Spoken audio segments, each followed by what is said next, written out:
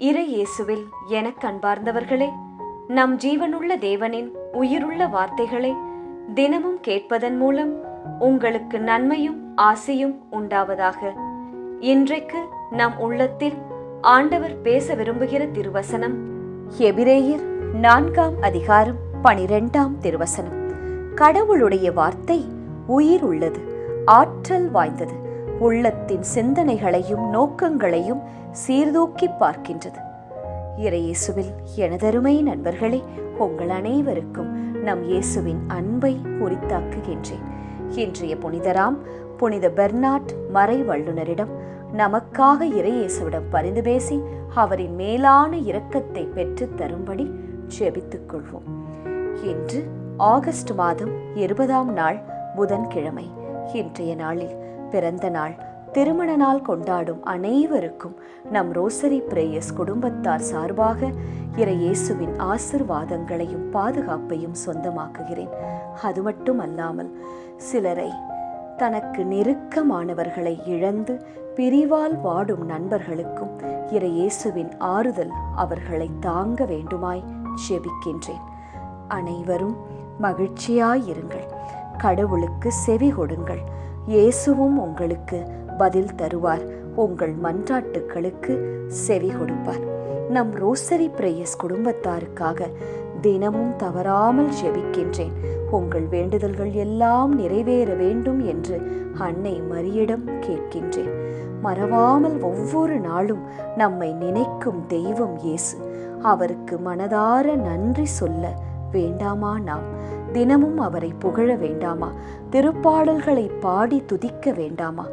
இரவோ பகலோ எதுவாக இருந்தாலும், துன்பமோ சந்தோஷமோ நோயோ சண்டையோ பிரிவோ அவமானமோ வெற்றியோ, அனைத்தின் ஊடாகவும் நம்மை இதுவரை நடத்தும் தேவன் இயேசு அல்லவா?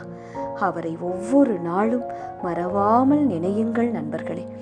எனவே எதையும் நினைத்து கலங்காதீர்கள். நிச்சயம் நீங்கள் உயருவீர்கள், பெருகுவீர்கள். சரியா? இன்றைய முதல் வாசகத்தில் செக்கேம் மற்றும் பெத்மில்லோவின் மக்களுக்கு யோதாம் கூறுகிறார், எனக்கு செவிசாயுங்கள் என்று.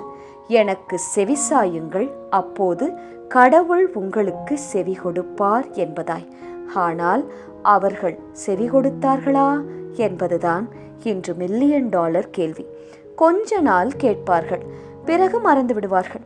திரும்ப ஏதாவது கஷ்டம் வரும் பாருங்கள், அந்த கஷ்டம் வந்தால்தான் ஆண்டவரை தேடுவார்கள். சில சமயங்களில் நாமும் அப்படித்தானே வாழ்கிறோம். என்ன சொல்கிறீர்கள்? மற்ற எந்த வேலைகளையும் நாம் மறப்பதில்லையே. தனிப்பட்ட வேலை, சாப்பாட்டு வேலை, குடும்ப வேலை, பேங்க் வேலை, காலேஜ் வேலை, ஸ்கூல் வேலை, ஆஃபீஸ், பிஸ்னஸ், ஹாஸ்பிட்டல், எந்த வேலையையும் நாம் மறப்பதே இல்லை. சரியாக செய்து விடுவோம். ராத்திரி எவ்வளவு நேரம் ஆனாலும் கண்விழித்து செய்வோம். இல்லை என்றால் பணம் வராதே, வேலை போய்விடுமே. ஆனால் தனி ஜெபம், குடும்ப ஜெபம், திருப்பலி, தேர்பவனி, நற்கருணை ஆராதனை, இவற்றில் பங்கு பெறுவது என்றால் அலட்சியமாய் விட்டுவிடுவோம். இந்த நிலை நமக்குள் இருந்து மாற வேண்டும். இயேசுவை தினமும் நினைத்து துதிக்கும் போது உங்கள் உள்ளம் விரும்பியதை அவர் நீங்கள் கேட்காமலேயே தந்தருள்வார் நண்பர்களே. வாய்விட்டு ஜெபத்தில் கேட்டாலும் தப்பில்லை. தினமும் முழங்கால் படியிட்டு ஜெபத்தில் தனிமையில் இயேசுவில் ஒரு தகப்பனோடு பேசுவதைப் போல் கேளுங்கள். அவர் தருவார், மறக்கவே மாட்டார். சரியான நேரத்தில் தனது தூதரை கொண்டு பதில் தருவார். நம் குழந்தைகளுக்கும் இந்த பழக்கத்தை கற்றுக் கொடுக்க வேண்டும். If you never teach them to pray, you are leaving them alone in their ride called life. கொஞ்சம் யோசியுங்கள். சரி, இன்றைய நற்செய்தி கூறுகிறது, கடவுளுடைய வார்த்தை உயிர் உள்ளது, ஆற்றல் வாய்ந்தது, உள்ளத்தின் சிந்தனைகளையும் நோக்கங்களையும் சீர்தூக்கி பார்க்கின்றது. ஆக 3 விஷயம்: உயிர், ஆற்றல், சீர்தூக்கி பார்க்கும் திறன். இந்த வார்த்தை உங்கள் உள்ளத்தில் பதிந்திருந்தால், எந்த வார்த்தை? இறை வார்த்தை, பைபிள் வசனங்கள்.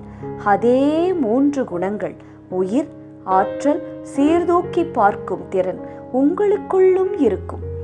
Life, power, looking at the scales என்று ஆங்கிலத்தில் சொல்லுவார்கள். உயிருள்ள சந்தோஷமான வாழ்வு, ஆற்றல் மிக்க பேச்சு, செயல், எதையும் பேசுவதற்கும் செய்வதற்கும் முன்பு சீர்தூக்கி பார்த்து பின்பு தன்னலம் இல்லாமல் எல்லோருக்கும் எது நன்மை பயக்குமோ அதை செய்வது. இந்த குணங்கள் உங்களுக்குள்ளும் இருக்கும். ஏனென்றால் வார்த்தையில் இந்த மூன்றும் உள்ளது. உயிர் உள்ளது, ஆற்றல் உள்ளது, சீர்தூக்கி பார்க்கும் திறன் கொண்டது இயேசுவின் வார்த்தை. அந்த வார்த்தையை நீங்கள் தினமும் கேட்டு கேட்டு ஜெபிக்கும் போது உங்களுக்குள்ளும் தானாகவே இந்த 3 குணங்களும் வந்துவிடும். உங்கள் வாழ்க்கையும் வேலையும் குடும்ப சமாதானமும் உயர்ந்து கொண்டே போகும். முயற்சி செய்து பாருங்கள். ஜெபிக்கலாமா? இயேசுவே, இன்றைய திருப்பாடல் கூறுவது போல உண்மையில் நலமிகு கொடைகள் ஏந்தி நீர் அவரை எதிர்கொண்டீர். அவர் தலையில் பசும் பொன்முடி சூட்டினீர். அவர் உம்மிடம் வாழ்வு வேண்டி நின்றார். நீரும் முடிவில்லா ஆயுளை அவருக்கு அளித்தீர். ஆம் இயேசுவே, உம்மிடம் நானும் என் குடும்பமும் இந்த நாளில் வாழ்வு வேண்டி நிற்கின்றேன். நீரும் எங்களுக்கு வாழ்வளித்தீர், வாழ வைக்கின்றீர், இனியும் வாழ வைப்பீர், கைபிடித்து நடத்துவீர். நன்றி இயேசுவே. ஆமேன். இயேசு கிறிஸ்துவின் பெரிதான நாமத்தின் நிமித்தம் ஜெபிக்கிறோம். ஆமென். ஒவ்வொரு நாளும் உங்கள் உள்ளத்தில் ஆண்டவர் பேச விரும்புகிற இறை வார்த்தையை தெரிந்து கொள்ள ரோசரி பிரேயர்ஸ் சேனலை சப்ஸ்கிரைப் செய்யுங்கள். மேலும் உங்கள் நண்பர்கள் மற்றும் உறவினர்களுடன் ஷேர் செய்யுங்கள். நன்றி.